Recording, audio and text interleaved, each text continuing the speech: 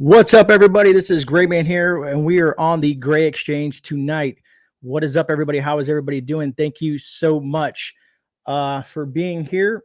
You guys are making me think a few things. Za, I saw that. Can you? I saw it real quick. I'll get back to it in a second. Let me just say what's up to everybody. I see Harvey and everything. Join the Grey family. Thank you guys for becoming members. I see NC Preppers in the house. Sally Manox.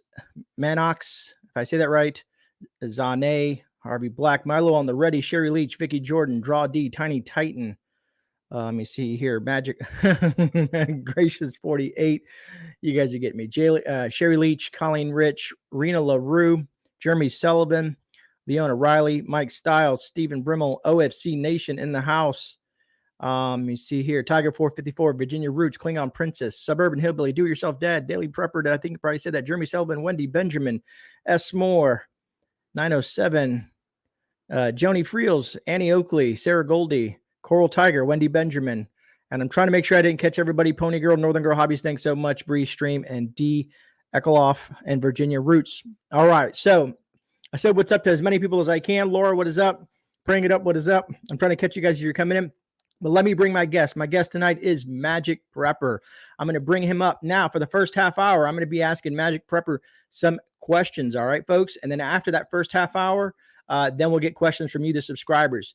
Mods, if anybody starts asking questions, can you kind of please let them know as we're kind of rolling in and they may not, know how we're going to do it. So first half hour, me and Magic, and then the next half hour be subscriber-based questions. All right? So let's get into this and let's bring Matt up. All right, what's up, brother? How you doing tonight? Doing good. How about yourself? Another day in paradise, as they say. Yeah, they need to have another one. Everybody's dreams could be somebody else's nightmares, so just keep that in mind. This is true. What was I going to tell you? So some folks may know who the heck you are. I wouldn't be surprised if most folks don't know who you are. But if you want to go ahead and introduce yourself and tell them about your YouTube channel and whatnot. Yeah, of course. So Magic Prepper. Some of you might know me as Matt, which is my actual first name. But yeah, I've started YouTube back in 2019. I've been involved with preparedness. I would say at least steadily involved in it for about the last 10 or 11 years at this point. I did kind of get, I guess you would say, a catalyst of it back in the Boy Scouts when I was younger, and it kind of kept with me throughout my adult life. So moving on from 2010 is when I really started prepping and getting into I don't know if I'd call it a hobby as much as a lifestyle, but that's definitely where a lot of the interest came into play. And then I kind of just kept learning and kept following other creators. That's really what kind of pushed me and motivated me to do a YouTube channel. I was watching the big preparedness channels, watching, Such and Canadian Prepper and City Prepping and all those guys. And I thought, man, this is all such good information. I can listen to it on my drive to work. I can ingest valuable information that might actually help keep me alive one day rather than wasting my time on the news or something, right? So I'd spent a lot of time listening to other people and getting as much information as I could. And then back in 2019, I just kind of wanted to figure out a way to kind of share some of the knowledge that I learned and kind of get involved with the community more. And I figured that the way things were going, especially based on just the business trajectory out there and the atmosphere of the economic environment, was that things were going online, right? And that having some kind of a social media presence was where you're going to reach the most people and build the largest community. So I just figured, well, the people I really admire and follow and think of when it comes to preparedness are all on YouTube. So maybe I'll just kind of insert myself there and kind of see where it goes. And that's kind of how it all began. That's awesome. I like that. I thought you were on longer for some reason. I was thinking you've been here for years as well. So many folks have been on it forever, but you've put out a lot of content. Yeah. Two big things I want to say. Nicholas Green Outdoors, thank you for joining us, man. It's been a long time. Always good to see you, brother. And been watching your stuff. And Rudy at the Alaska Prepper also is invading us with his AP community as well. So that's pretty awesome. Thanks, guys. Truly appreciate that. So would you prefer me to call you Magic, or could just kind of call you Matt? You can call me Matt. That's totally fine. Right. I think at this point, we're on a first name basis with quite a few people, Roger that, brother. And I appreciate that. So my first question is what initially, like when you were sitting at home and thinking, being someone who's in a prepared mindset, what brought you to say, like, you know what, I want to create a YouTube channel to kind of spread that message and teach people and kind of go over things? Like, what was that moment, that defining moment that made you want to get on social media? Well, I would say that it was back in 2019. I had finally gotten to a home that felt very much along the lines of what I was looking for when it came to preparedness. I had 3 acres. It was technically it was a 6-bedroom house, but really it was like a 3-bedroom house with 3 random storage rooms, right? But it had a basement that was set up pretty well for being able to store all my preps and everything. And it had enough property with no neighbors on 3 of the different sides of the home that I had the space and the privacy I wanted in order to kind of really establish myself. So I thought, okay, I have kind of what I've been working towards for a very long time now. And I feel like I'm in a position where I can actually start expanding on my preparedness. And I kind of want to share that with other people, because one of the things I learned the most through by doing in the sense of preparation was all of the failures and trying to succeed. So trying to get to that point and trying to get to that house, and my journey on trying to establish a certain amount of preps or a certain level of inventory is where a lot of my knowledge came from, more so than just digesting outside information. It was man, I really want to do this, but it doesn't work because of A or B. And then learning from that experience kind of moved me into that next realm of saying, okay, well, now I know what does and doesn't work for this. So let's move on to the next step.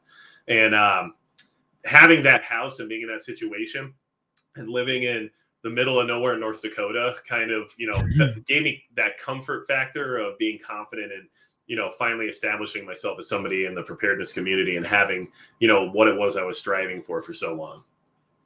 Awesome. That's a pretty intriguing, because I always wonder what folks, what drives them to start and come on, social media and start doing this. Because, at first myself, I was just like, I was kind of like a little leery of it. And then I got kind of pushed by certain other creators and whatnot.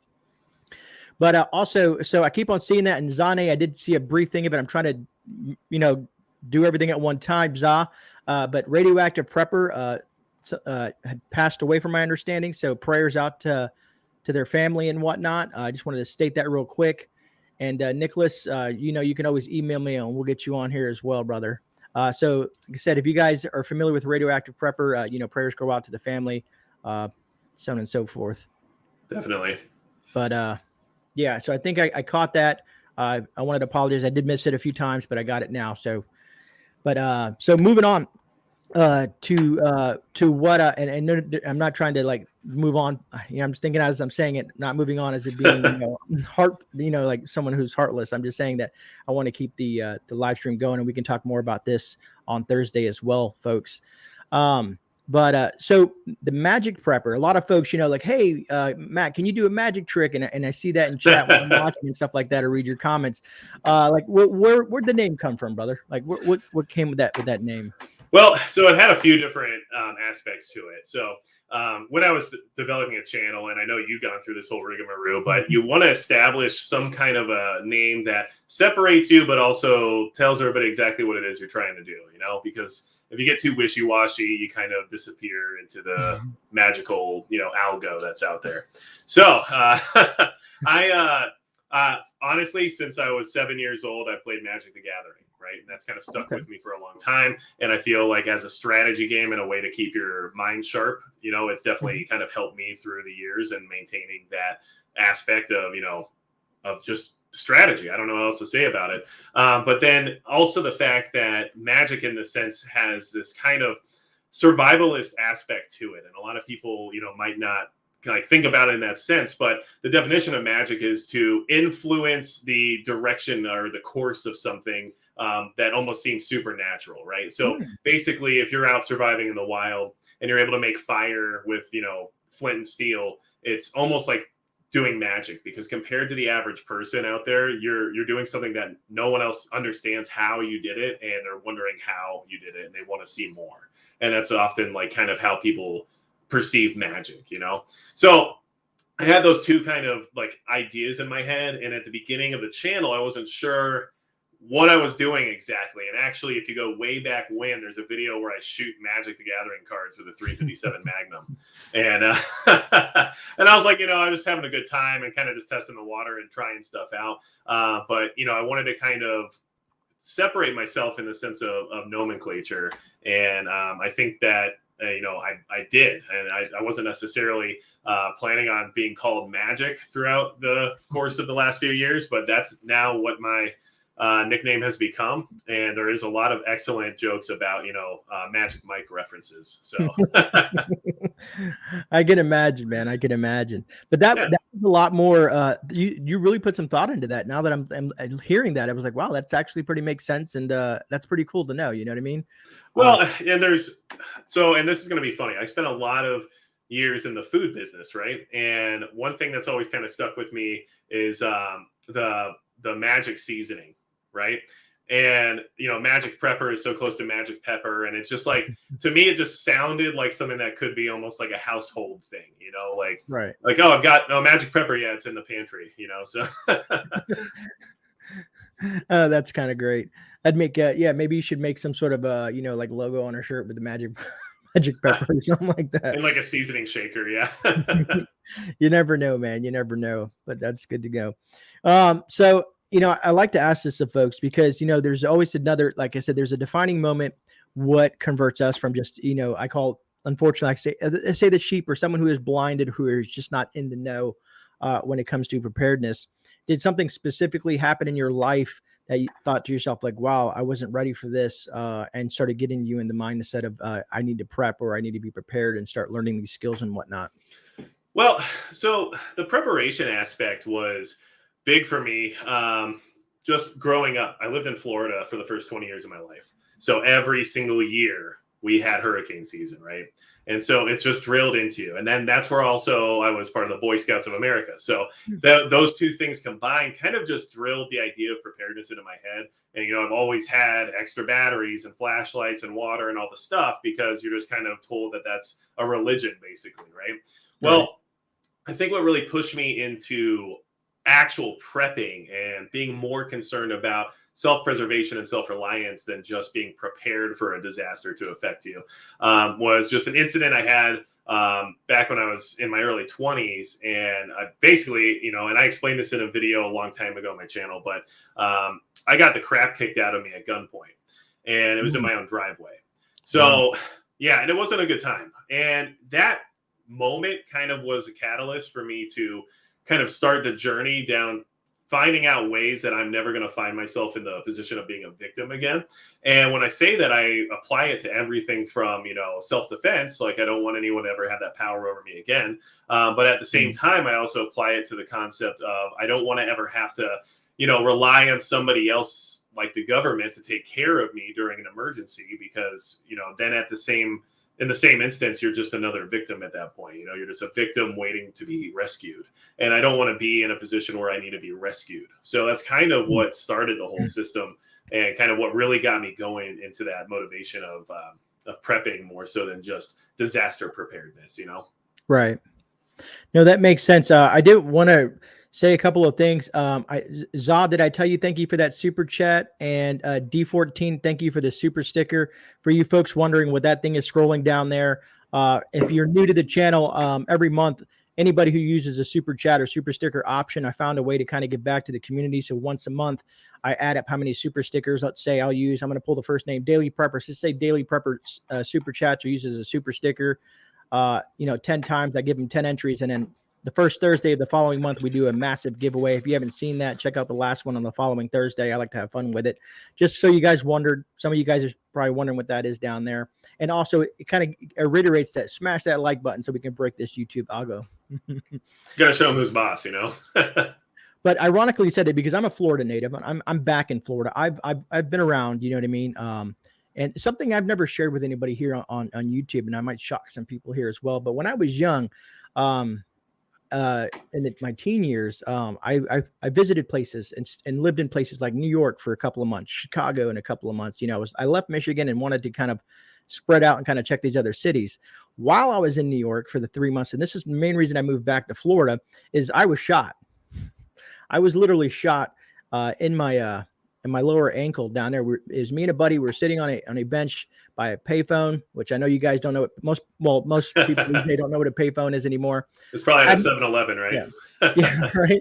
I had no idea that I had been shot. We got up, we ran, because to this day we never know what happened. Luckily, it was a small caliber that hit my ankle bone, went wrapped around my ankle bone and came out the other side. But my buddy was like, "Hey, you've been shot. Your sock is soaking wet." And then that's when I freaked out and so on and so forth. And then said, "Yeah, New York's not for me." But when it comes to the preparedness thing myself, that's what kind of got me in. There's the hurricanes. Living here, being born here, and living most of my life in Florida, it was the hurricanes, and that kind of just kept me in that preparedness mindset. Yeah. Sally, that's awesome. You're really close to me, Sally, not too far.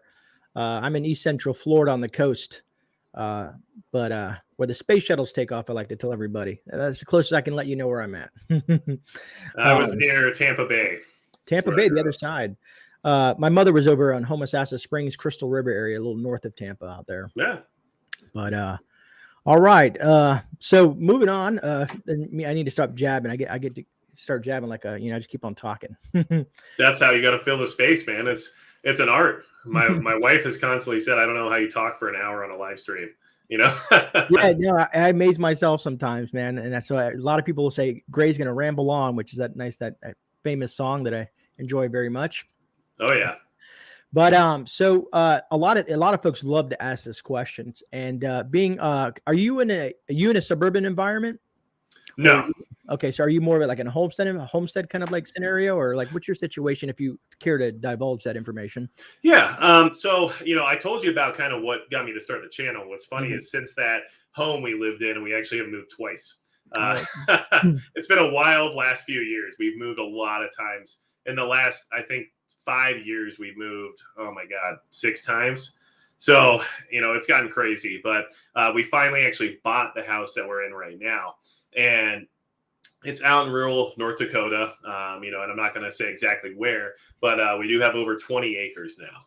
So we have the space and the ability to start homesteading, gardening, do some animal husbandry, and really start setting ourselves up to be as prepared as we want to be. And it's not just about preparedness as much as it's just, self-reliance. We just don't want to rely on anybody else for whatever our needs are. So, now I feel I have the space to build a greenhouse and set up a solar array and all the things that I want to do that I just never had the space or the ability to do in the past, That will definitely be intriguing to see some of that pop up on your channel, because folks love to see, how people starting off with their homesteads, some of the issues they run into and the mistakes. And like I said, this is my first year gardening, and I've ran into a lot of different issues here in Florida.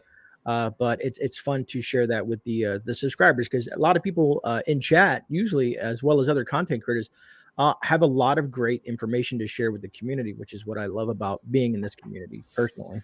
Yeah, and I mean, I expect a lot of failures, to be honest with you. A lot of the things that I'm going to be working on, it's my first time doing it, because having the information and the knowledge about what you should be doing is definitely important, but actually doing it is always a different beast, and I haven't felt like I was solidified in a place to be able to really expand on some of those things, investing the time and the money for something like a solar power system at a home is hard to justify if you don't know if you're going to be there in the next 6 months. So there's a lot of things we've kind of been waiting on doing until we had more of a permanent situation, and now we finally do. Right. Yeah, because I've learned from, like, let's say Rudy over at Alaska Prepper to me in Florida, 2 different type of environments, and what our needs are somewhat different. You know what I mean?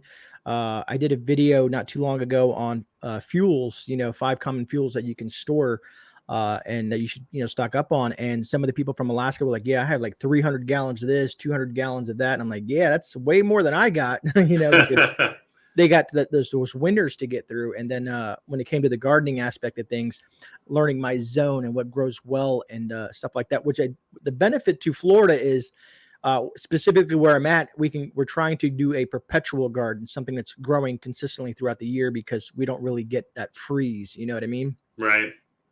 Yep. And out here it's 8 months of winter. So, I did want to say real quick, I've seen a couple, chats coming through, and I just wanted to mention Keto Homestead with Jess.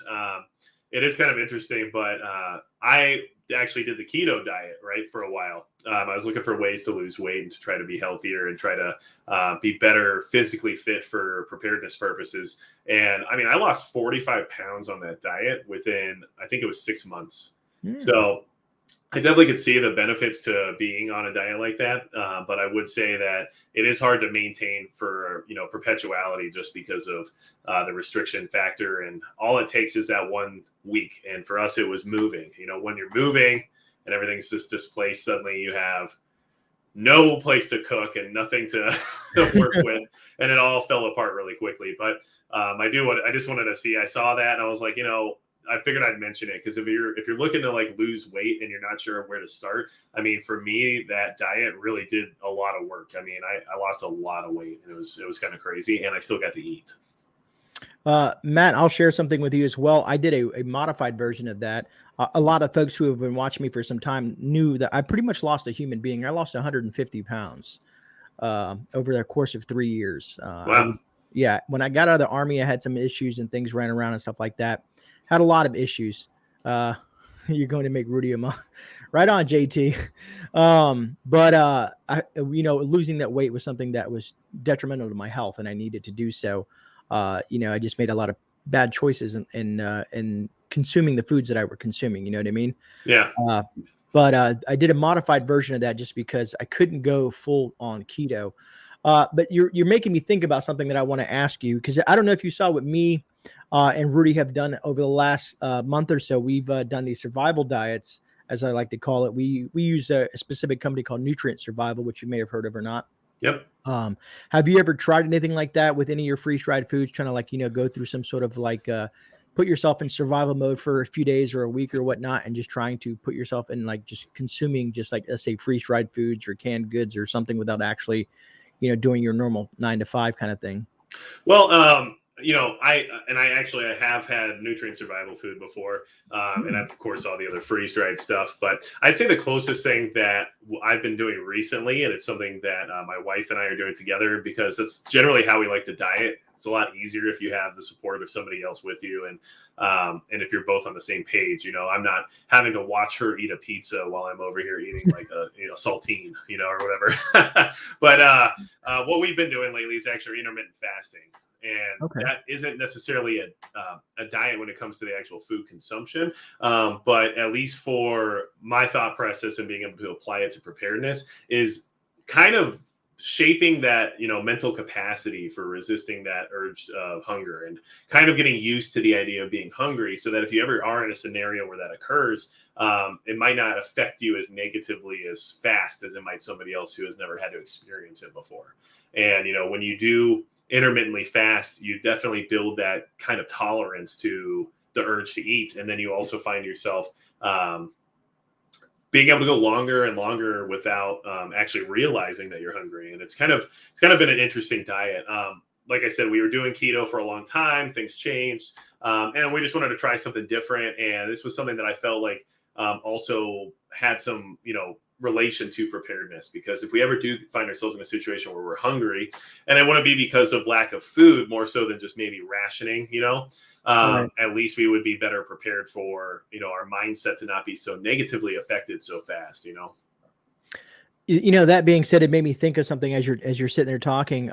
How to me, I find this to be extremely important. But I love asking other preppers or people in the preparedness community, how important do you think is mental preparedness? You know what I mean? It's just well, here's what I'll say. And I think that it's something we can actually already sort of gauge in people that we interact with regularly now. And it's something you should probably be aware of, at least especially in your inner circle, to know who kind of falls into these categories. But there's a level of gumption that some people have and others just don't. And it's something that you can definitely see displayed when it comes to things like work ethic, right? And that mental, willingness, or that willpower to kind of push through and persevere through anything that's tough or challenging is going to be the difference in a survival situation or any kind of an SHTF event. And some people have that never give up or never quit mentality, and others already have the quitter mentality right now while things are good. And you can definitely see that being a very big negative during any kind of an actual emergency. So I feel like mental preparedness is very important, but I also feel like it's something that you need to kind of identify now so that if you're one of the people that struggles with it, you can start working on that now, or find yourself, I guess, in a group or, with people who kind of help, motivate you or bring you out of that negative situation. And then if you are somebody that has that gumption already and that ability to kind of just push through no matter what, you should also be aware of the fact that you're probably going to end up in some kind of a leadership role, because a lot of people are going to rely on your energy and your strength to kind of help them get through as well. Because it's not something that's common in every single person. I mean, I can't expect every single person I interact with or care about to have the same level of, work ethic or gumption as the next person, because that's just unrealistic. So, it's kind of good to identify that now, understand who's going to fall behind, I guess you would say, metaphorically, and then who's also going to be, running point, because at that point we know, that person's probably going to have to call the shots because they're the ones who are able to go the extra mile. Right on. Annie Bach, thank you so much for the super chat. Have you heard of geothermal greenhouse growing?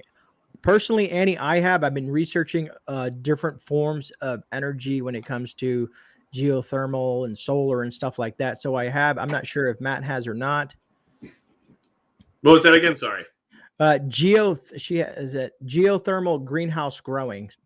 Yeah, so where you bury your greenhouse like halfway in the ground, basically.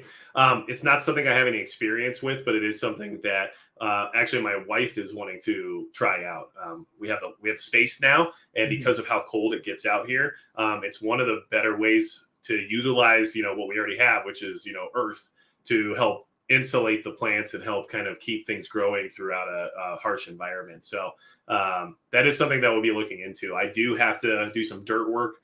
We want to do something like a geothermal greenhouse. I need to install some kind of a root cellar, or maybe even a shelter, or like a tornado shelter of some kind. And I'm looking at building a berm and having like a small shooting range on the property as well. Yeah, that would be awesome. That would be definitely awesome. It's nice that you have that kind of area to do that. Let me see. Have you done? Rudy, no, I haven't. It'll be done this week, brother. It'll be done this week. I'll be doing that this week. Let me see here. What I was going to ask you, something popped in my head. I was going to say, because I was thinking of when you said root cellar and stuff like that. I was wondering, outside of just standard prepping, let's say, like canned meats and vegetables and stuff like that. Have you dived into stuff like canning and freeze drying yet, and all that fun stuff? So, I mean, it's all stuff and processes that I'm aware of and I'm knowledgeable on and I have some experience with, but it's not something that we're gung-ho on right now, because I guess for us, over the last couple of years, I was very, very busy with my job and very limited on time. So a lot of our preps were more based on earning the income in order to afford the preps rather than putting in the effort and the energy ourselves. And that's just based on, the restraint of time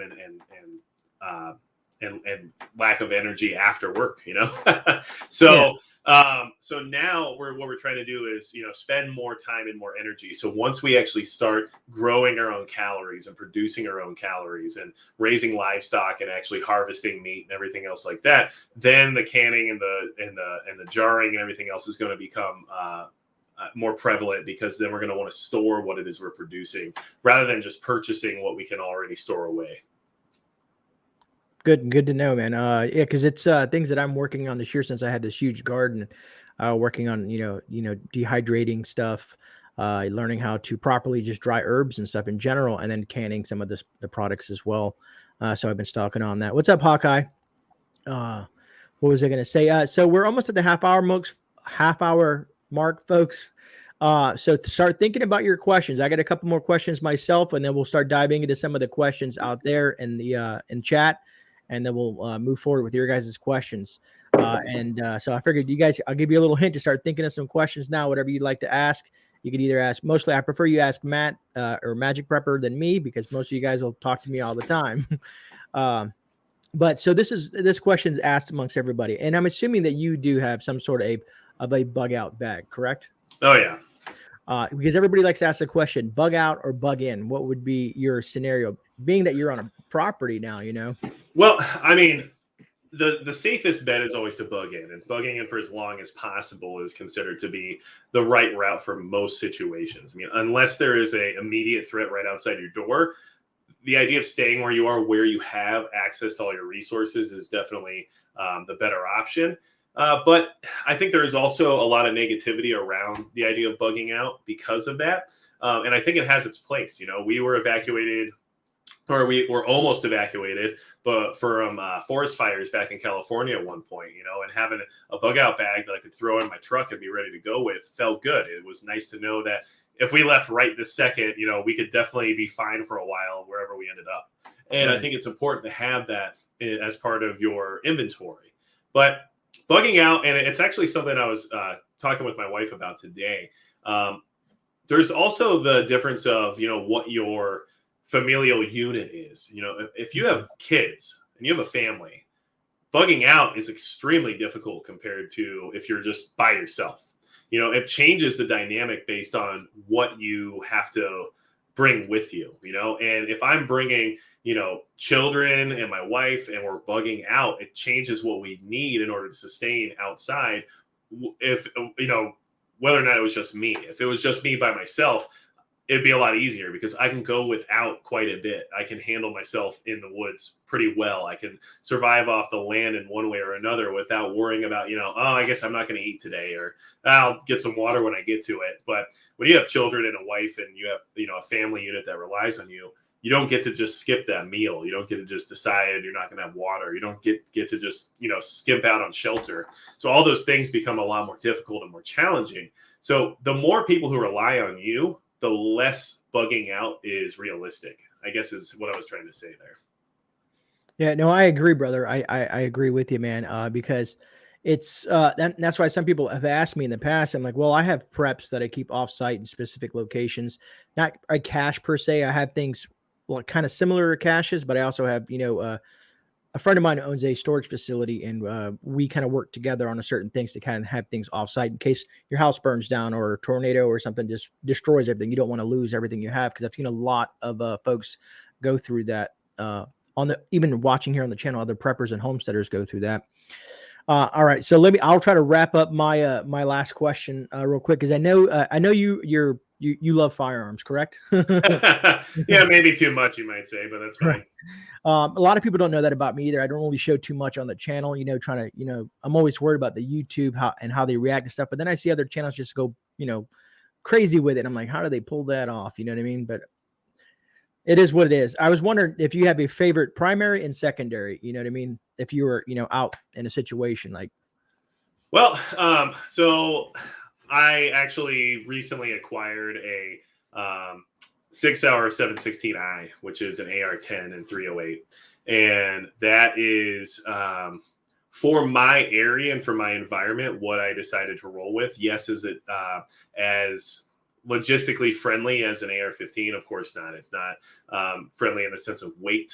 It's not as, you know, compatible with other items or other people's setups or parts or whatever it might be, because AR-10s are not universal like AR-15s are.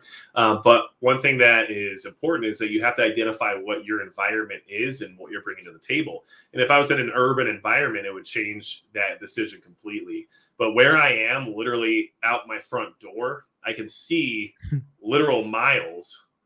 And I don't want to find myself in a situation where I don't have enough of what I need because of whatever it is that I have to address. So there's a lot of, you know, back and forth on that, you know, and you can argue all day about, you know, weight is the most important thing versus, you know, knockdown power and all that kind of stuff. But I think it's really important just to base your decisions on your environment and the application that you expect to utilize, you know. And of course, for around the house, that's not what I'm grabbing, you know.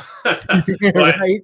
But you know, if I have to leave with one, that's what I have set up for right now, and that's just because of its utilitarian uses. I mean, we have moose out here, and Nice. I'm not going to take a moose with a 5.56. And a lot of people say, "Well, sure you can." Great, but I'm still not going to do it. I'm not going to track one for 6 hours either. So there's a lot of you know, factors that go into making those decisions. And I have decided to move forward with an AR platform, but just in a different caliber for the reasons that, I just discussed. And then for the secondary, I'm actually super plain and generic, and it's kind of sad almost. And it kind of makes me, it kind of hurts me a little bit inside, but it's just a Glock 19. Oh, no, I mean, Glock's a reliable firearm, however you look at it. Like most people say, if you're out in the field, I'm pretty sure you can find Glock parts here in the U.S. all over the place, if you know what I mean. Yeah. And, I actually switched from SIG a while back, and it was just purely because of QC issues and the fact that I was just being stubborn, and I had to swallow or eat the crow at some point and say, look, man, I'm just being a jerk. I'm trying so hard not to move into that department just because of what it is. But at the end of the day, it's probably the best option for something that'll just work and has parts and has tons of aftermarket support and has the reliability and track record that you want in a firearm that you're going to take with you in an emergency. So I just had to go for it, Yeah, Roger that. I just bought the Lady Grey. I bought her a little Hellcat. I wanted something Nice. small and compact for her, and it just seems to work for her. You know what I mean? Yeah. And I honestly, I carry a SIG 365 most of the time, and that's just due to concealment and comfort, not because it's the best option for somebody my size necessarily. It's really small in my hands, but being able to wear a t-shirt and shorts and have nobody be known as to what you have on you is definitely a benefit in my opinion. All right, man. All right, so let's turn to the chat where, I took a little bit of their time up, but I paused it, and the chat's probably gone wild since I've been talking, but I paused it because I saw something with my name highlighted on it, and it said Kitsy Witty says, at GreyMan Prepping, what do we do if our homeowners association won't let us have storage sheds and there's restrictions? How can we keep our food preps cool and clean and hidden? And Kitsy, that's when I was kind of relating to, if you have the additional funds or a trustworthy family member. Now, this can only go so far. Sometimes you really have to love this person. But from my perspective, you might want to use something like an offsite location, something that you can fall back from your home to. But that's just my personal opinion. Matt, do you have anything to say about that one? The one thing I would say is that there's a lot of real estate available out there that's not conventional and can actually provide a lot of what you need, and it won't be as expensive as you might think. And when I say that, what I mean is warehouses or offices. When I was younger, a couple buddies of mine and I rented out a warehouse. It was $600 a month, but it was 1,600 square feet. So, and it would have been a perfect place to store things like preps and everything else. It was very close to where we were at the time.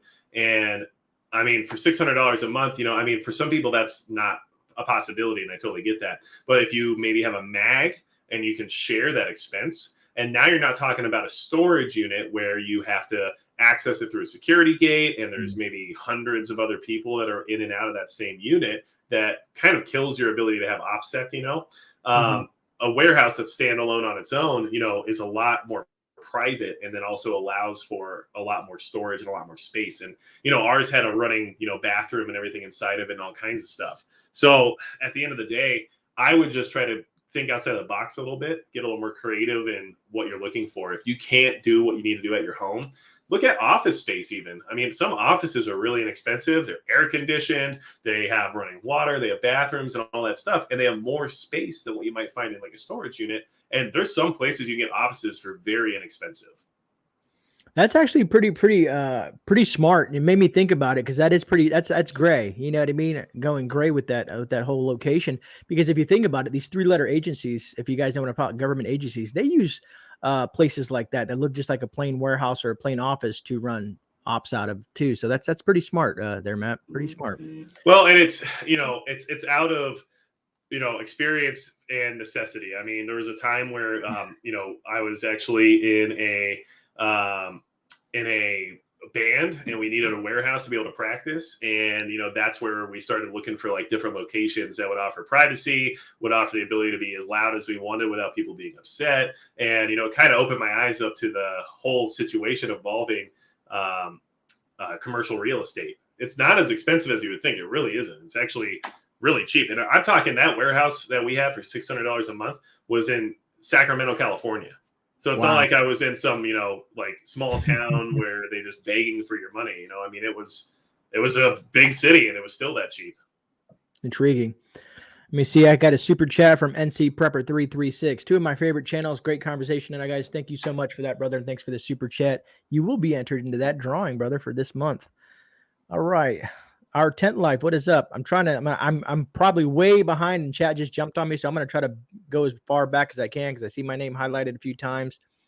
So if I missed your question, just go ahead and resubmit it. I'm gonna go to the first one I see. Joe Morgan has my name highlighted and says, the Hello Kitty is nice, but don't count on a Taurus G series, especially with the metal internals. Mine puts up with abuse in my, oh, that's right. Cause Joe is a huge, gun dude. Right on, Joe. I got you. Well, Joe, if you only knew what I have, that's the key. There's a lot of things I don't talk about. Oh boy. All right, let me see here. Let me see. Tested 220, turning off phones. Roger that, JT. I did see some people do things. Matter of fact, Matt did a thing on there as well. And I know some people are, I guess Marfugal told everybody to shut off your phones. They're going to install something on there. Zane.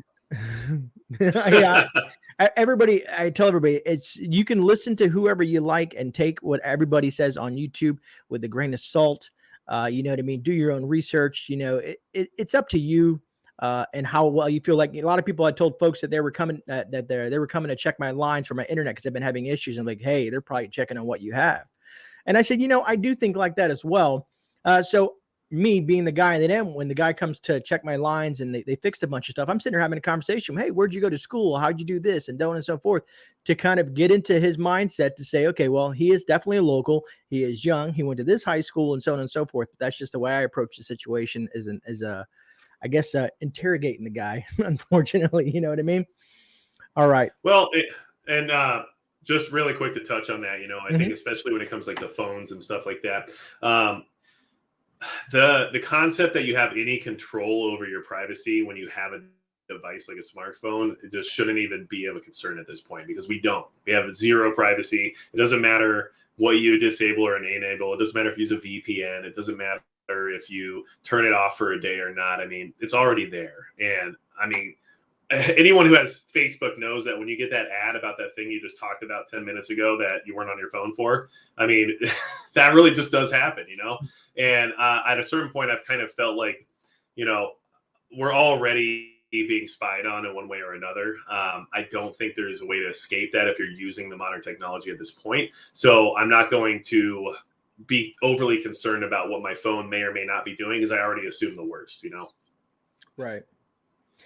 And then Zaw had that question for both of us. What are you guys doing? What are both of you doing with your phones tomorrow? Me, Zaw, you know, not to give away too much, but every phone and every device I had, there's really nothing that I actually have that's connected to me in my name. Not that really matters, but for years and years, from my prior military experience and the friends that I have some weird stuff going on that I kind of keep things as private as I can. And like Matt said, I do use VPNs and stuff like that. As far as I know, we're broadcasting out of, you know, Canada right now, for all I know. Who knows, you know?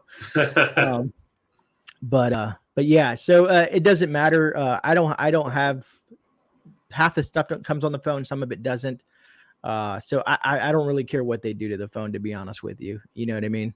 I know, Matt, you got all yours set to pick up every single thing from my understanding. Yeah. And here's the thing, you know, I'll leave my phone on tomorrow, to be honest with you, you know, and I mean, if I was overly concerned about OPSEC to that degree, I don't even know if I'd be on YouTube. Right. But what I will say is that, you know, at some point, yes, the switch will probably be flipped to where everything we're receiving is a false positive of some kind. Right. But what I like to assume is that at least in the beginning of maybe an event or an emergency or something like that, we might actually get some usable intel from these sources, at least before something else occurs, in the sense of, you know, the narrative needing to be changed. And that intel, hopefully in the beginning, can help us kind of, you know, craft our opinion on what we need to do next or what step to take next. Roger that. What's up, Ms. Me? I'm probably, like I said, I do apologize. I'm trying to keep track on both ends of things. Faithful Prepper, long time no see. Glad to see you. Let me see here. I saw a couple of super chats that I wanted to address as well. Laura, thank you for the super sticker. Joe Morgan, roger that. law of the minimum, word on China and Russia joint exercises? I mean, that's they're a thing, you know. Yeah. They're Facebook I official. agree. I agree. That is, I have been reading into that myself. I haven't put any content on it before yet. I'm pretty sure that there are others have already hit that on the mark on YouTube. It's somewhere on YouTube at this point. Well, and I mean, the joint exercises of, sure. And of course that's already happening in that hemisphere, but it's just the same as, Canadian troops training Chinese troops. I mean, this is stuff that's happening all over. And at this point, I'm starting to really feel that a lot of these foreign adversaries that are out there and constantly being pointed to are just, I don't even know what to say. I think that they are like controlled opposition in the same way as certain news media sources are, to where you have this enemy over here you have to worry about, and then we're over here doing this thing. But really, if it's all one globalist agenda, then I'm pretty sure everybody's on that same page. So I don't know anymore. Honestly, I've been having a hard time kind of figuring out exactly like where all these pieces are falling at this point, to disseminate fact from fiction and what we should be paying attention to and what we should not, because it's like, look over here while we do this, and it does get a bit overwhelming and confusing at times, which is, I'm assuming, their goal. Yeah, confusion is a lot easier to control than facts, Agreed. But thank you, Law of the Minimum, for that super chat. And OFC Nation, thank you for the super chat. I'll be traveling to Titusville soon. We can do lunch. Yeah, hit me up, OFC. You got my email or whatnot. We'll set something up. Titusville's not too far from me. Oh, and I don't want that to happen. Give me a second, folks. I was talking to, let me see. My thing is asking me to restart my computer, which we don't want to do. Seems like bad timing, Yeah, tomorrow. Okay, hopefully that took care of that. My apologies. All right, back to what we're doing. This is the Daily Prepper at Magic Prepper. How much ammo do you suggest having on hand? So I talked about this a while back because, especially with the ammo crunch that was going on, and it's still going on, but feels like maybe there's a little bit of a breath of fresh air lately. But I feel like a bare minimum, at least, is so that you can at least load your magazines. And like for me, what I mean by that is, my bare minimum magazine quantity for any platform that I own is 6, and it's not the amount I have. That's just what I would consider a minimum. But if you're talking 6, then you have to apply that to whatever it is that you're talking about. So obviously an AR-15, if you're in a free state, it's probably at least 180 rounds, right? And then if you're talking about, like a Glock 19, you need 6, that's 90. So, there's a lot of little bit of math you might have to do based on whatever it is you have. But that's what my suggestion. That's bare minimum. Right. How much should you have? I mean, I don't think you can really put a limit on it, to be honest with you. But I think that you could feel good, like feel good in the sense of being decently prepared once you could hit that, 1,000. And that's pretty low compared to a lot of other people's thought process. So that means you're kind of entering the doorway into having a decent pile. But if you're at 1,000, you can like take your time and have, usable and disposable resources, aka you can still get out and practice if there's ever another crunch or if the accessibility dries up. But once you get past that, then you really are starting to eliminate the need to even worry about those things in the future. So that's just kind of the easy numbers I would put out there.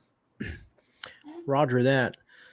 Yeah, everybody has a different answer for it. Like I said, depending on what you have, what kind of farms you have, and so on and so forth, how many mags and so on and so forth. Well, and one thing I do want to touch on that real quick, because I just saw our Tent Life talk about something over at Tractor Supply. But what I would want to say is that, especially when it comes to handguns, just make sure you're buying factory magazines. Make sure, like, it's just from personal experience. I've tried all the other stuff, the third party manufacturers and everything else, and when you're talking about something you want to use to defend yourself with, make sure you spend the money on reliability and functionality rather than trying to just have additional. Because if you're using it for the purpose of self-defense, you don't want to rely on something that's iffy.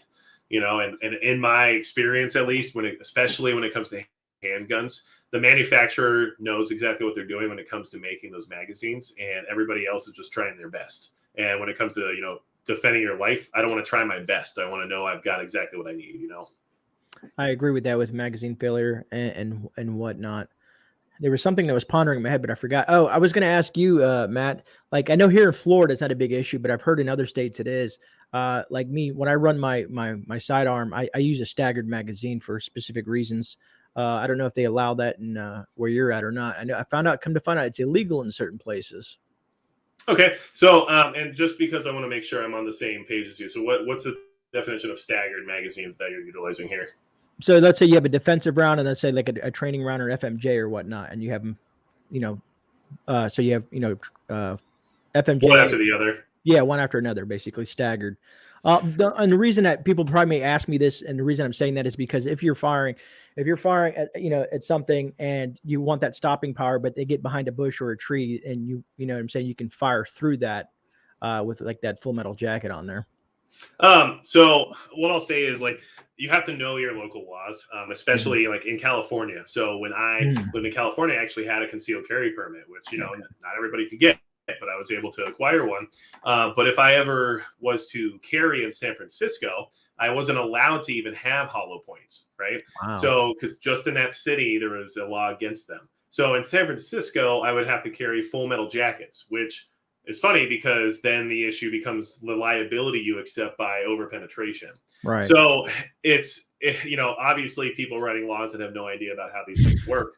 But it's definitely, you know, local mandates are very important when it comes to that stuff. But the other thing that I would put out there is, at least when you go to court, because you're probably going to, if you ever find yourself in a situation where you have to use your sidearm for self-defense, if you're at least using ammunition that is branded by a reputable manufacturer as self-defense ammunition, there is some level of defense that brings to the table, in the sense of, you know, I'm just doing what I, you know, was told, basically. And there's just, and this is from living in California for 10 years, where every little thing you did relating to firearms had to have, you know, purpose and cause behind it.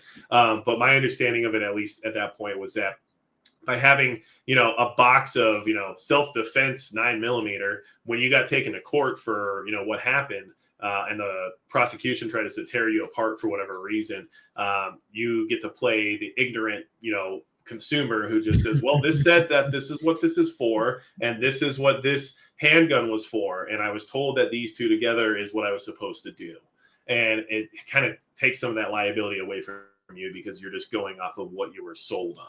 You know, so that's one of the things I would consider. And it's obviously every state's different. I mean, here in North Dakota, you don't even need a concealed carry permit. You know, it's constitutional carry. You could carry a 22. You could carry, you know, a 500 Smith & Wesson. It doesn't matter.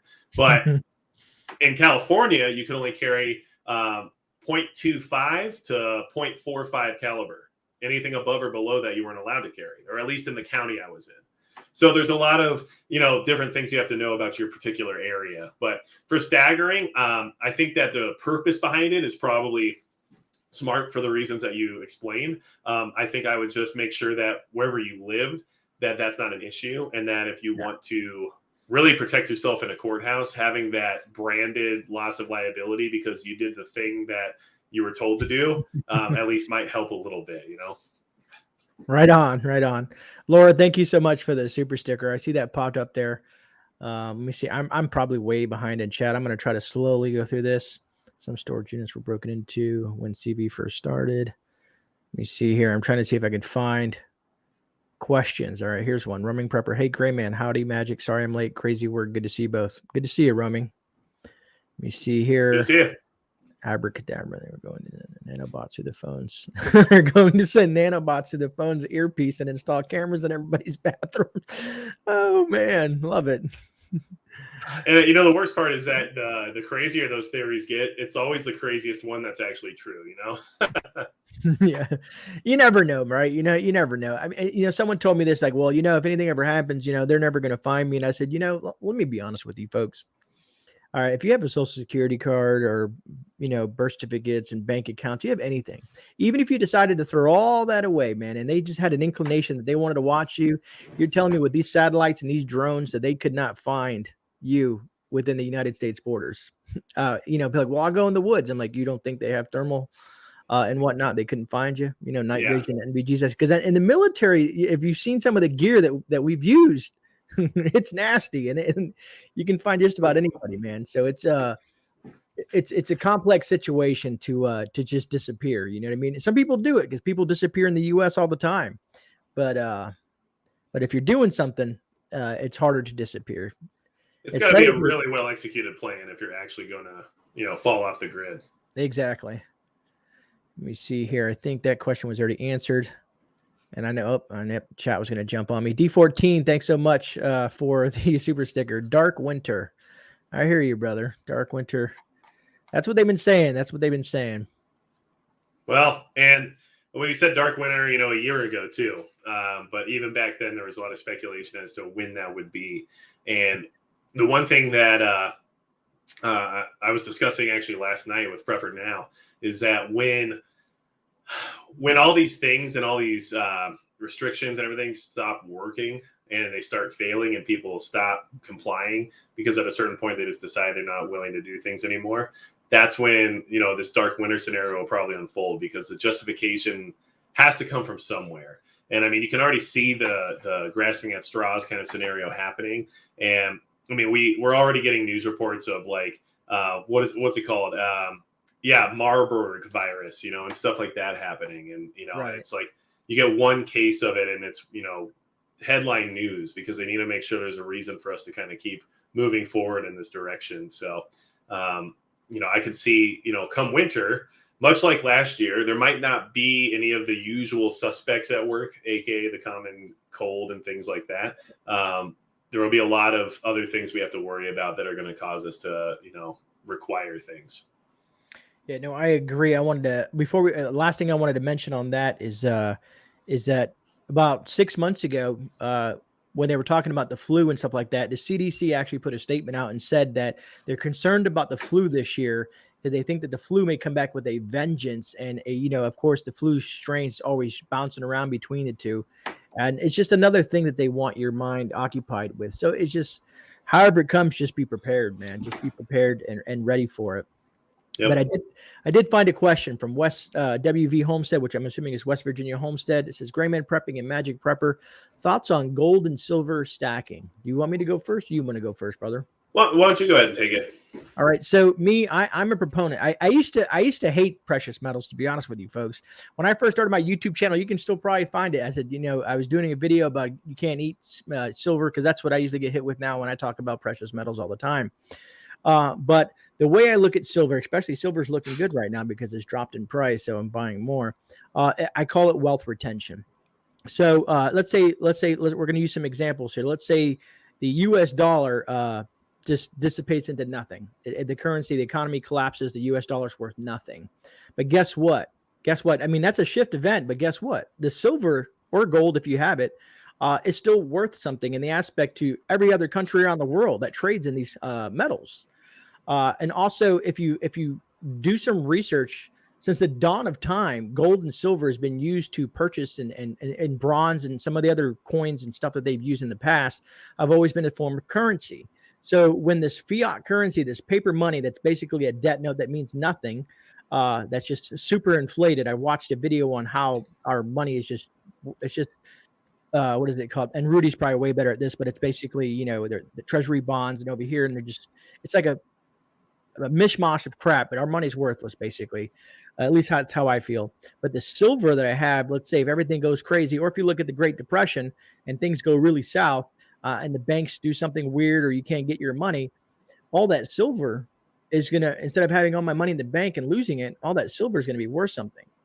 And someone says, well, worst case scenario, you can't eat it. I said, well, eventually, in the rebuilding of our eventually things are going to get better, regardless if the entire world collapses and everything has gone to shift, get it?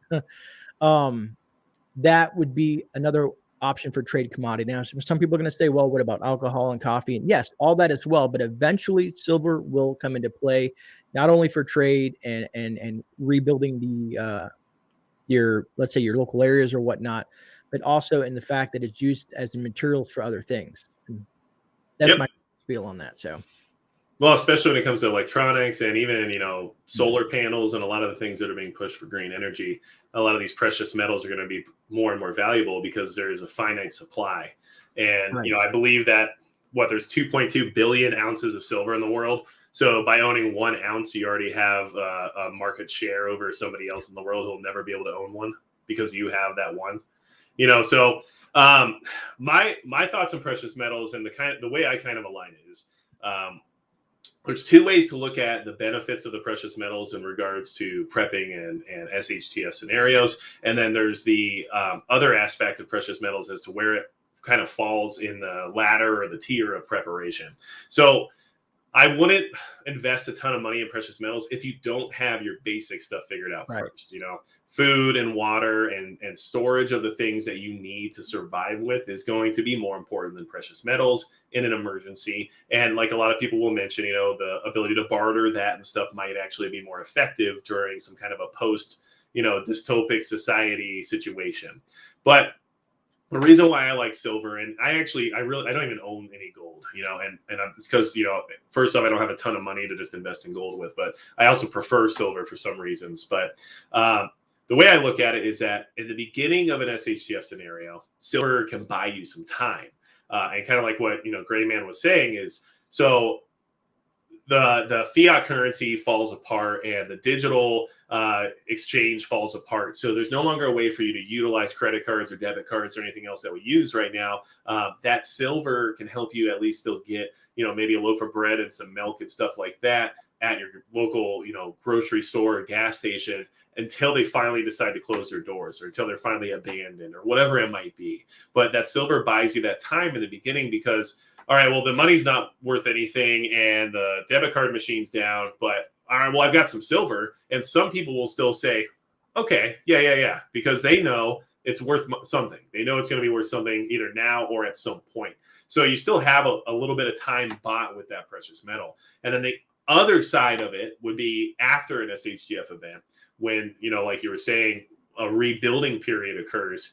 You can find yourself being, wealthy basically on the other side of things because you have something that lots of people might not. And there has to be some kind of currency put back into place in order to have any kind of a structure or resemblance of civil society. And that silver or that gold or whatever precious metals it is that you invest in is going to be a good standard to fall on. And people are going to remember things from the past, and they're going to remember, this economy crashing to the ground, and they're going to remember the idea that, it used to be backed by gold, and then when it wasn't, it fell apart. And hopefully that standard will be put back into place in some form or another, due to kind of historical reference and the fact that there's an inherent value in precious metals no matter what.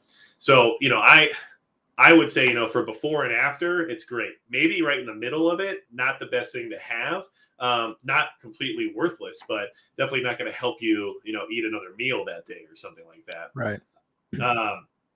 And I'll just say real quick, and I'm not a financial advisor or anything like that. We always have to stipulate that. Right. I just like silver because at least in my experience with precious metals, quantity seems to be better than quality in many ways. And the way I look at it is very basic. I don't know the conversion rate this second, but the last I checked, it was something like 60 ounces of silver is equal to 1 ounce of gold or something close to that, so you can kind of look at it that way. And, if all silver has to do is go up $1 in price and you've earned $60. Whereas for gold to jump $60 might not be as likely in some cases. And even then, if it even does, trying to utilize that gold for smaller purchases or smaller barters during a time of SHTF is more difficult because how are you going to utilize an ounce of gold at, $1,400 or whatever it might end up at that time to buy bread and milk and stuff at the grocery store and expect change? I mean, it's just not going to happen. So silver at least gives you a little bit more of a reasonable value in the sense of, regular exchange.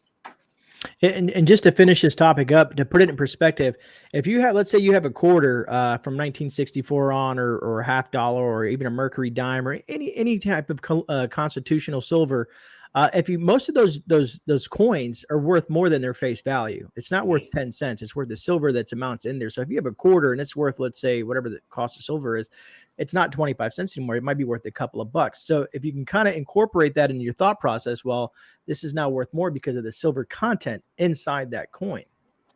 Yep. And actually, I mean, even nickels are worth, I think, 6 cents based on what's inside them with the zinc and the nickel. So that's why there's laws in place to not be allowed to melt them down, because otherwise a billionaire could just raise his entire value by a full 20% if he decided to just invest everything in nickels and then melt it down and sell it back as raw material. Which is probably how you know that our system is not doing well. I know, right? Oh man, OFC Nations, thank you for the super chat. Operation Dark Winter is a strategy. I did a video about it last year. Roger that, brother. Let's check a look at that myself.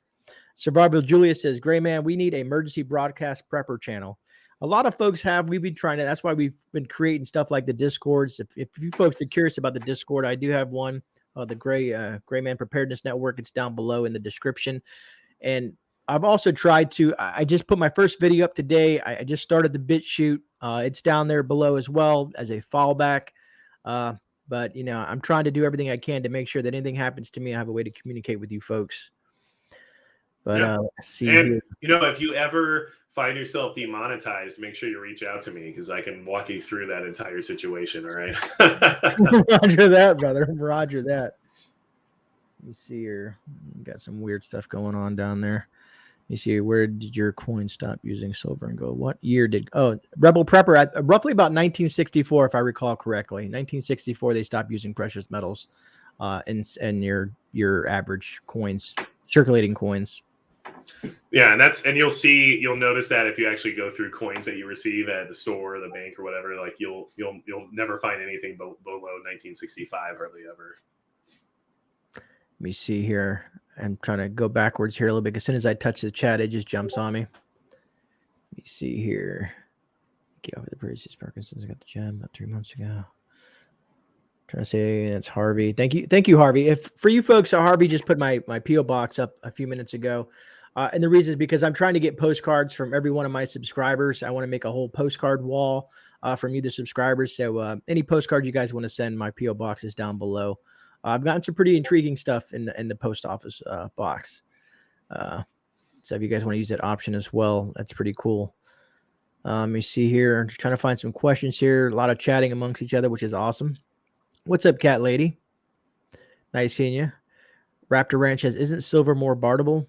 I agree. I think it is, just like Matt just said, you know, it's lower denominations. You can't just take, imagine having a round of gold and a round of silver and you're just trying to buy some milk and bread. You know, do you want to give that up? Yeah, I feel pretty bad about that. Let me see here. No matter what the situation. Just want to make sure I'm not missing anything as I'm slowly getting towards the top.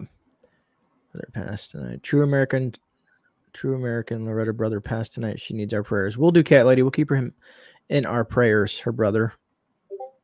You see, Joe, I have talked to her. Y'all, but like, I see all these caps and they're not questions. You guys are just talking. All right, hold on. Here's Rip. What is Rip saying? Magic Prepper. What have you been practicing lately that you feel is important and has really been helping you prepare? Well, so right now there's a couple things that I'm trying to work on, and I'd say like two of the ones that I'm trying to put some attention on and trying to invest some time in right now is going to be backup power and communications. So I finally got my ham radio rig put together. I'm starting to really kind of understand how everything works, and it's time to start working on the actual certification so I can utilize it appropriately, not just for listening in. But that is something that I definitely wanted to get in on because it's kind of like what you were saying with doing things like BitChute and stuff like that. Like having that backup communication line can be a huge deal when it comes to trying to keep everybody informed as to what's happening, and being able to even just listen in through, a radio network and understanding what's going on in your general area is definitely important. So that's something I'm leaning into. And then the backup power thing, I'm actually working on getting some different style of backup power devices to kind of, try them out and see what's out there and kind of find out, what works or what doesn't. But what we're really going to lean into out here where we are is solar. There's not a lot of trees in North Dakota. It's pretty lackluster in the tree department, but there's tons of sunlight and it's huge big sky territory. So solar is just something I really feel like we can utilize well where we are, and especially based on our land and our footprint, it's definitely a good place for it.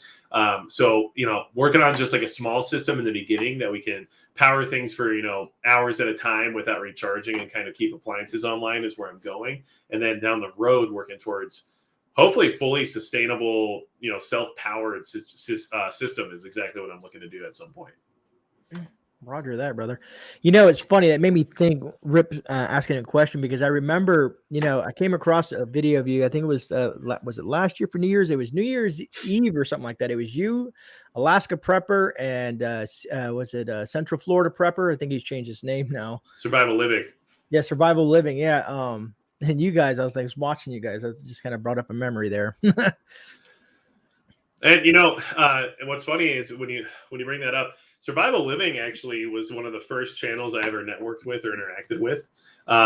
He actually helped kind of, motivate me to keep going with everything. We both started our channels at almost the exact same time and kind of connected and kind of started working on things together. And he really helped push me towards like the information sources and the help content that I needed to kind of, figure out what I was doing. And that guy is super humble, super nice guy. And he's really good when it comes to like actual survival skills. Like he's the guy who's out there in the bush making snare traps and making fires and doing the things that a lot of us don't spend a lot of time on because, it's just hard to get out sometimes.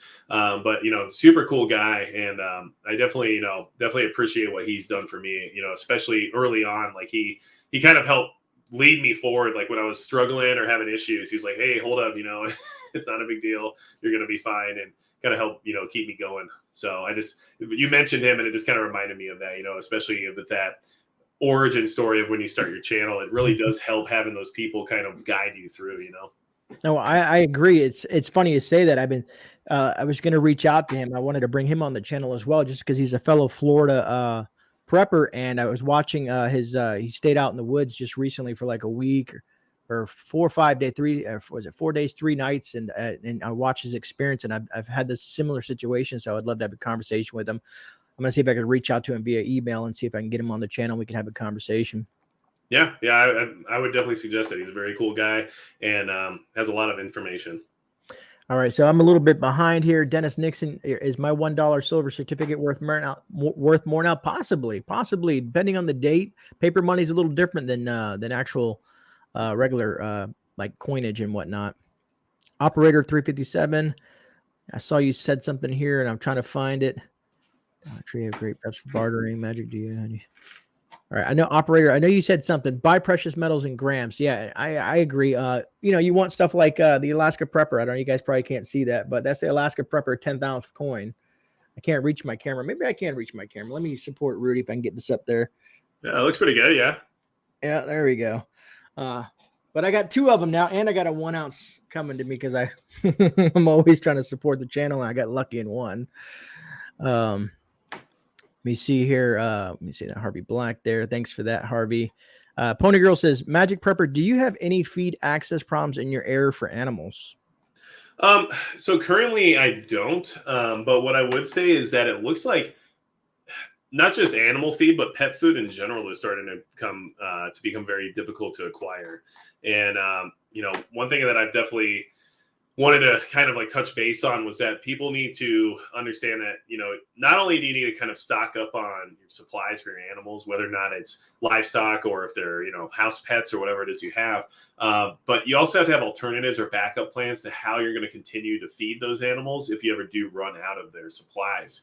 It is more important, at the end of the day, to stock up for your family and for the people in your life that you need to maintain a certain quality of life for. But the animals are still, important and have their place. And obviously, if you can only afford to stock up for yourself and your family, it's hard to spend tons of money on additional feed or additional pet food or whatever it might be. So make sure you kind of look into what's out there. I mean, there are recipes utilizing grains and rice and stuff like that in order to make decent kibble basically for your animals that will still get them through and still provide some nutrients while not making them sick. And those are all things you should definitely look into now so that you're kind of aware of what your game plan is when you ever find yourself in that situation. Because I'm not going to be able to grow, Purina 1 in my backyard, but I can at least figure out some ways to feed the dogs if that time ever comes. Roger that. And so Klingon Princess, thank you for the super chat. Says memorial for Jim S. Radioactive Prepper on Papa Prepper's Thursday night show. Please come and help celebrate the life of our friend. We'll do Klingon Thursday night. So Thursday I'll be at work. Klingon, I do follow up. I do have my late night with Grey on Thursday, so I'll also mention that there. But I will try to watch it on my phone at my job if I get a chance to, if it's slow enough. So, but I will throw that up on my community tab as well. And Jairai, however you pronounce that, my apologies. I butcher everyone's name. Should we pay off debt? Me personally, I think you should. If you have the option to pay off debt, being debt free is the way to go. I don't know if Matt feels the same way or not. Yeah. And there's definitely a propensity in our community to rack up the debt when it comes to preparedness. You know what I mean? It's hard not to walk into Cabela's and, accept that $2,500 credit limit and, go blow it in a single trip and feel good about it, because man, bringing all that stuff home feels great, but then paying it off for the next 2 years and spending a total of $6,000 on it instead of $2,500 doesn't feel great. So I think there's a level of freedom and flexibility that comes with eliminating debt. And it's something that everyone should definitely focus on. But there is a balance, because it's easy to say before you do anything, you should pay all your debt off. Okay, well, I have a mortgage. I'm not going to be able to pay this house off tomorrow, right. But in the next 30 years, could a SHTF event occur that I wish I would have spent at least a little bit of money on preps, even though I might have some outstanding debt? Yeah. So I think there is a good balance to try to, make sure you're still prepared, but also have a plan for how you're paying that debt off. Because a lot of people will just tell you pay off all your debt first, and then you can do this or that. I don't think that's the right approach because I don't think that's a realistic idea for a lot of people, JT, thank you so much for the super chat. I have no idea why I'm giving you this money. JT, the reason you're probably doing it is because you want to win cool stuff. Oh, like D14 won. He won an IFAC. That's cool. He won a UCO lantern with some spare candles as well, 9-hour candles. Good stuff. He won a 240 millimeter silky saw and a $50 gift card. So that's probably why, JT, just a shameless plug for the super chats. You will send $10. Yes. Right on, man. Right on. And D14, what's good with that, brother. It should be going out. I think it goes out tomorrow. All your stuff here. All right. So back to some questions. Daily Prepper says, GreyMan Prepping, have you used that Sun Life dehydrator yet? And what did you dry? So Daily Prepper, to answer that question, yes, it's a piece of crap. I really don't want to do a follow-up review on it, but I guess I can. I'd like to light it on fire, but I'm pretty sure the company will not think that's cool. I tried to dry, what was it I was drying? I was just drying, what was I drying in that dang thing? Oh, I was drying leeks, chives, and it was horrible. And they molded even after 14 hours of sitting in that thing and then putting them in. It was just a nightmare, Daily Prepper. Not recommended the Sun Life dehydrator. The radio, this little thing, sure, it's great and it works well. That was a nice thing they sent me, and it worked out really well, and it still works. Keep it on my desk all the time to listen to shortwave, or not shortwave, but AM FM radio and whatnot, and also as an emergency light. But the dehydrator, not so much. I would, if I had a choice, I would probably choose something like the Excalibur. All right, moving on from me just rambling on as usual. D14 says, Magic Prepper, most valuable skill sets of it goes full depression level. Hold on. Magic Prepper, most valuable skill sets of it goes full depression level shift. Are you asking the most valuable skill sets to have in a full depression or in a full shift? That's my assumption is what he's asking. There's a lot of ways you can go with this, but actually I'm starting to think that maybe the most valuable skill set in that kind of a scenario would be communication, diplomacy, networking, being able to establish some kind of a almost just some kind of like a supply chain throughout your own community and work with the people that you know and live near and interact with on a regular basis, and being able to connect those people in a way that kind of brings more to the table. I think that diplomacy and the ability to interact with other people is something that is falling to the wayside a little bit because of how isolated we all are in many ways. And a lot of us spend a lot of time online using social media and doing stuff like watching live streams, and that's great.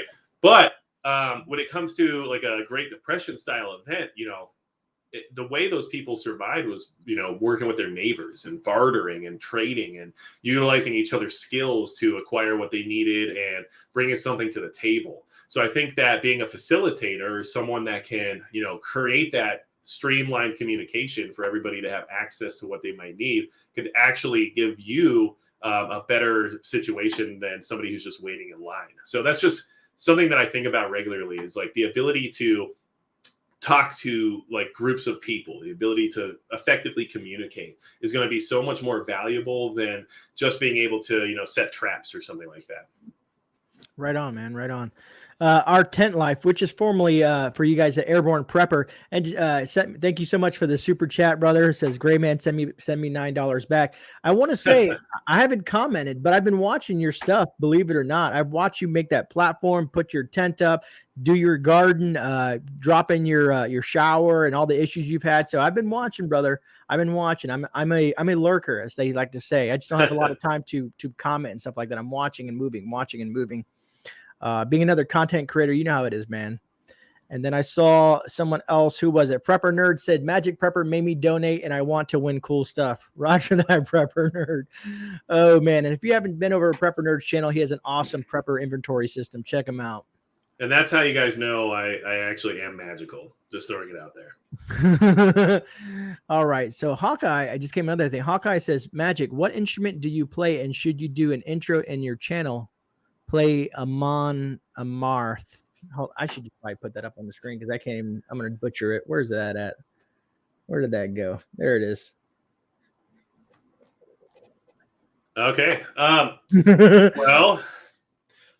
Yeah, so I play bass guitar, and that been playing it for, almost 20 years now. And yeah, the music that's on my channel and my videos, the intro and the outro, is actually my music. It's music that my band and I wrote and put together. So yeah, I've been a musician for a long time, and it's definitely a part of who I am and what I do outside of preparedness. I have multiple other hobbies, and creativity in general has always been something that I've been I've enjoyed. So this YouTube channel kind of like gives me another creative outlet in many ways to kind of put, myself in another position of like making something and, putting it out there. And, what's cool about this whole thing though, is that it's a lot more personal, a lot more interactive with people, rather than just trying to create what's basically a product and hoping whether or not people are going to enjoy it. This is more of a, reach out to the community gives feedback, and then you pivot to what it is that you feel is going to be more beneficial for the community. So yeah, bass guitar. Here, I'll do a little, let's see if I can get a little all right, this is imagery over there. I got some basses hanging on the wall, no big deal. But yeah, been there, done that. That's pretty cool, man. That's pretty cool. All right, so I have a few more questions. I don't want to keep you too much longer. We're about an hour and 20 minutes or so. Let me see. The Daily Prepper says that Magic Prepper, what prep item do you use the most other than a knife? Prep item, flashlight, hands down. I use flashlights every single day, and like I'm not even always out of my house, and I'll still use a flashlight. I'll have the lights off, and I'll use a flashlight instead of just hitting a light switch. Why? I have no idea. Sometimes it's unreasonable, but I honestly, like, for everyday carry, and which is, part of my preparedness, because I feel that, that's actually the tools that you're going to end up relying on in the first 20 minutes of any kind of a disaster is whatever's on your person, right?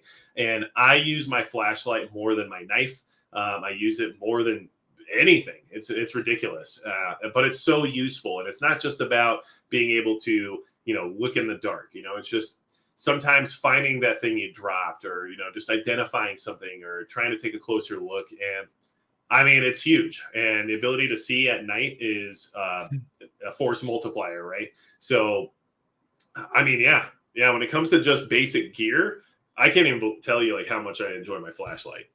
And other than that, obviously the ability to make fire is huge, but you're not always in a situation or a location where building a fire is appropriate. So, especially in an urban environment, I'd probably rather have a flashlight than a lighter, depending on the situation, just based on, whatever your circumstances. Yeah, good choices. You see, A-Rod says, Magic, have you taken the Toyota 4-wheeling in the mud yet? Yeah, but not on purpose. We had a really crazy storm come through here recently, and I took a wrong turn on my way home because it was kind of like when we were newer to the property, and I was like, crap.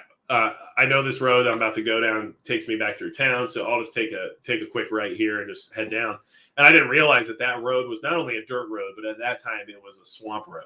And I mean, I was just plowing through mud and spinning out and fishtailing, and it was a wild ride, and it was like just on my drive home from work. So I was just like, holy crap, like what did I do, and it was a good time. And, one thing that those situations do for you is it makes you realize the capabilities of your vehicle. So at least in that scenario, I threw it in 4-wheel drive, and I'm like, well, I guess the truck can handle that. So it's good to know for future reference, but I'm trying not to do that again if I don't have to, Right. Yeah. It's always good to know your environment with your vehicle. Like here, people come to Florida all the time, and we have it's called black ice. It's all the oil that sits on the road, and it's just nasty. And there's always accidents all the time. I see something from Draw D. He says, GreyMan Prepping, what are your thoughts on how to deal with military/LEO who are dependent on the government paycheck that will enforce laws they feel are unconstitutional to provide for their family? Well, Draw D, my business partner is a retired sheriff, and I have a lot of friends in the military or fellow brothers and sisters that are still in the military, plus the vets that I'm associated with. Now, here's the thing. In the Army or any branch of the military service, those are constitution. They have to abide by the Constitution. Now, sheriffs also are constitutional officers. So outside of that, then you have your standard law enforcement, your city cops, which is a different ball game. Now they can do different things and stuff like that.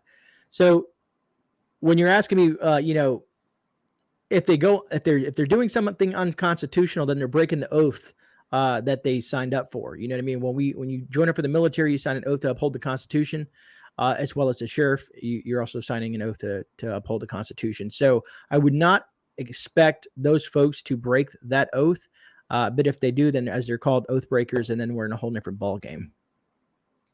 At least that's my view on it. Yeah, good points.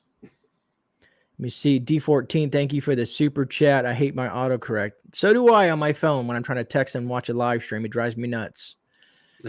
All right. Let me see here. Let's try to get closer towards the bottom. Abracadabra. People in the South do that shit for fun. Yeah, abracadabra. I'm in Florida, and everybody goes mud. It's retarded. We have, everywhere you look, there's mud trucks in my town. And stuff like that. What's up, Chief Prepper? So I think that about, let me see, I'm just trying to make sure I didn't miss any questions. And I had serious draw do here. I got the jab and 2. I'm good. Let me see here. Julie Cleary said, hi, Magic.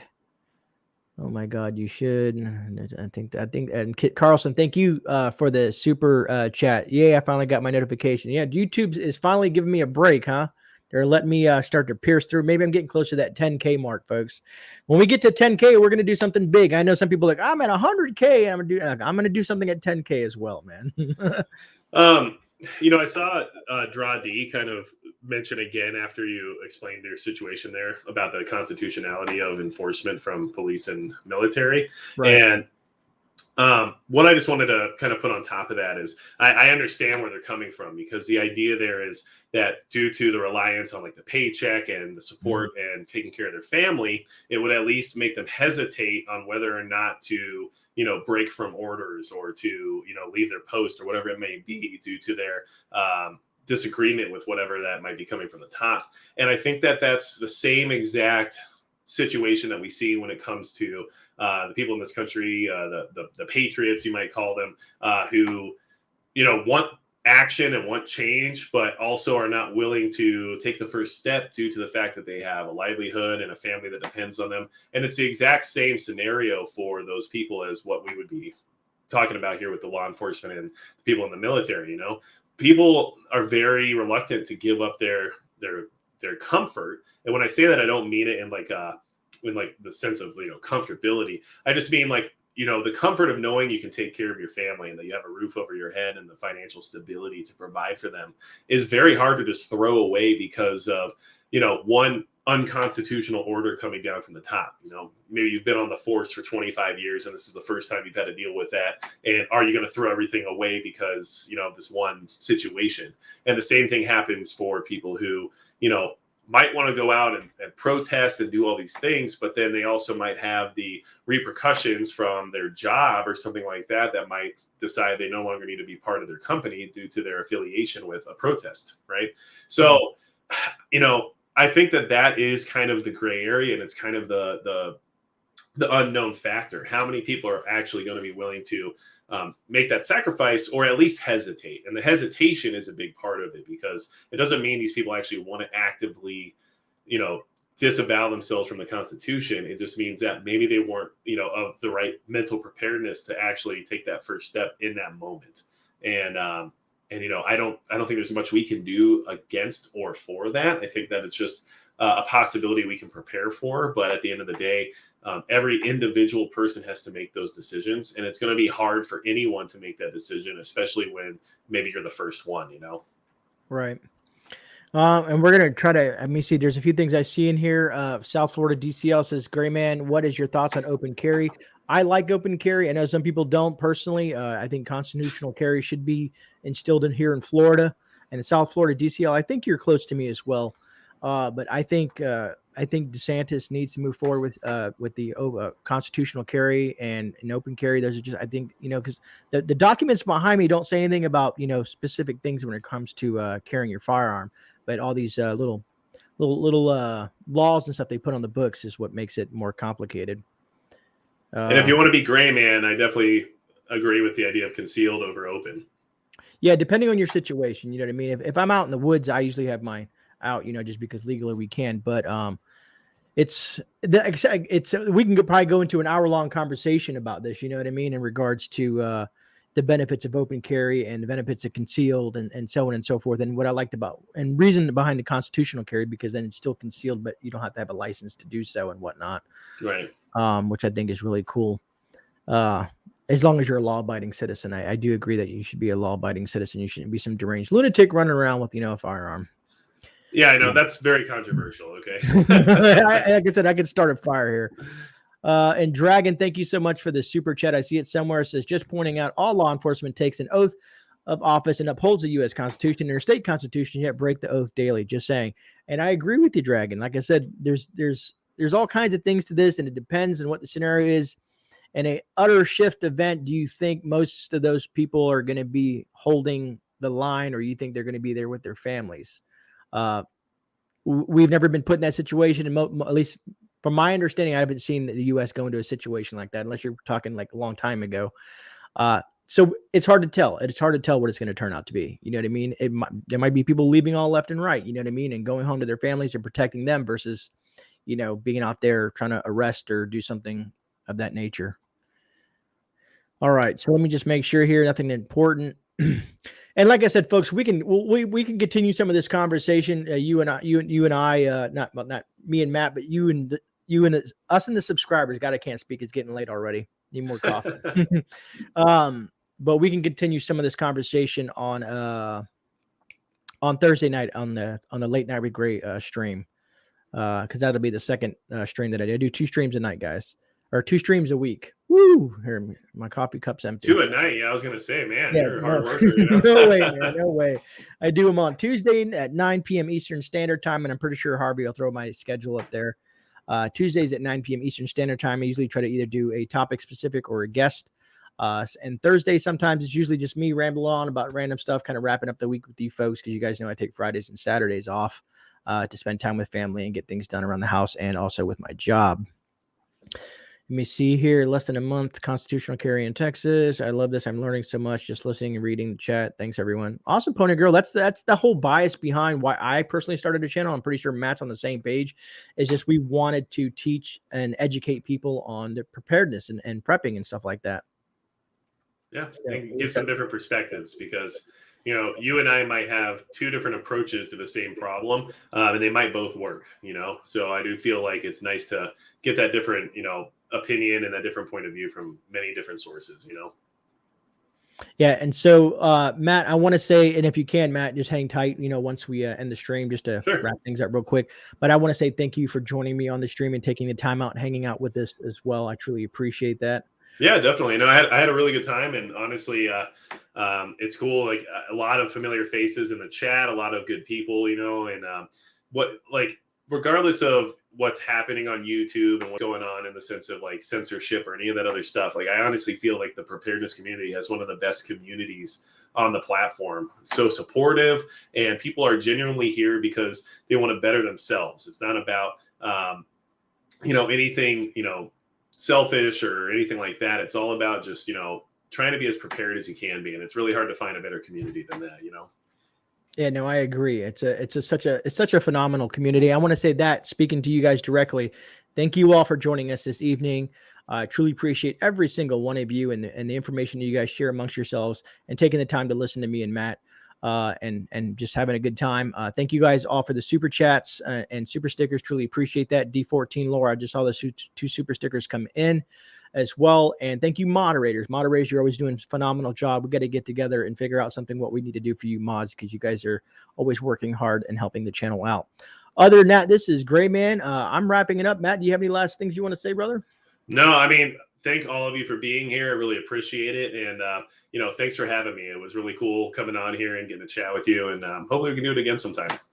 Yeah, I agree. I always want to do some follow-ups with some of the folks that I have guests on, or maybe put a panel together or something of some cool people together. Yeah. But thanks, guys. You guys enjoy the rest of your night. God bless and be safe out there. All right.